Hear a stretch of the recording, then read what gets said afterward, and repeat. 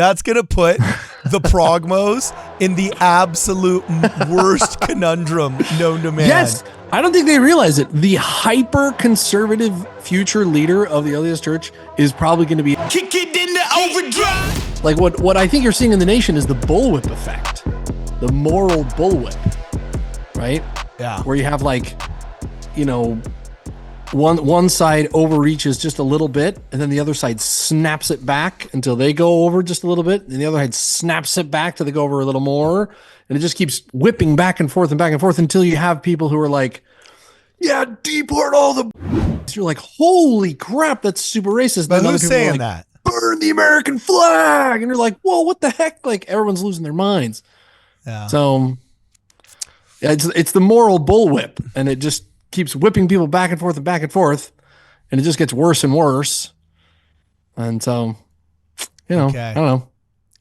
All But right. after they torch each other, the church will still be here. But who is the Donald Trump figure that will rise and establish order? You know what? You know who it is? What? Dude, you know who it is? Who? It's an African. You think so? It's going to be some African. It's going to be some dude from like Ivory Coast or Nigeria.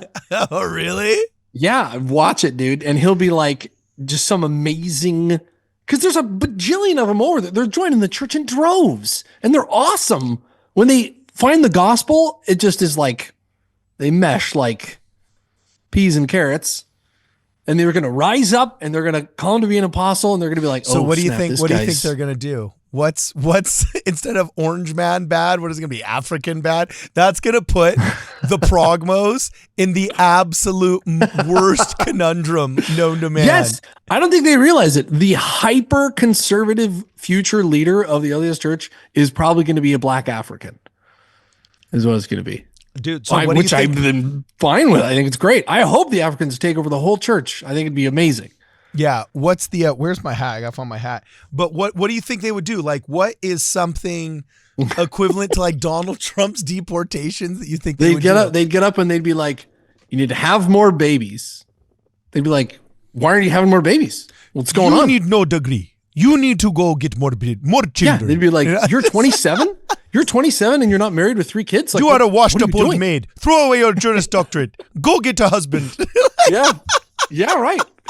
You need to go do that right now. Yeah.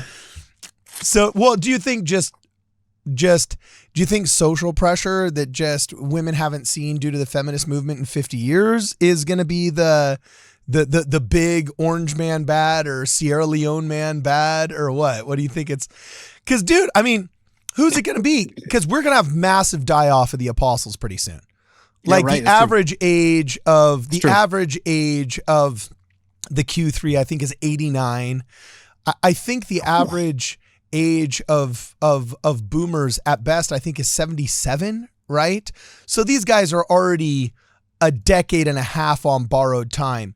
And then below them, all but 3 of the apostles are on borrowed time as well. So 8 out of 12 of these cats are gone within 5 years statistically. That's crazy. Right? Yeah. It's nuts. So if Bednar's due to be the next. He'll be prophet. Oh at some yeah, he's point. a The paper odds tiger though. He's a paper tiger. are. Whatever. You know Dude, I what love I'm Bednar. saying? Ah, come on. I never Dude, saw I a guy love pushed Bednar. around harder, faster by Gavin Newsom in my life.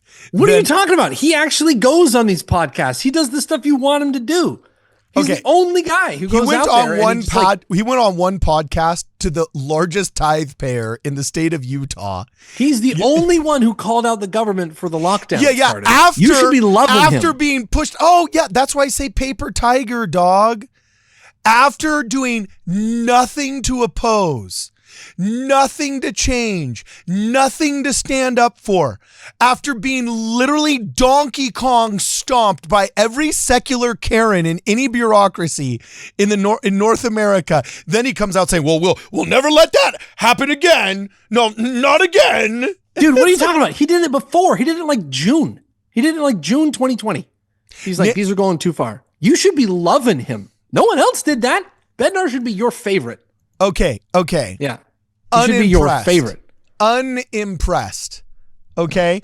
he's due to Anti-Mormon be John prophet. MacArthur stood up. Look, I'm a Californian. I don't care. Maybe he gave some stirring oration in Utah, and maybe he, I don't know, convinced some person in Sanpete County not to close something down. But here in California, the church was steamrolled.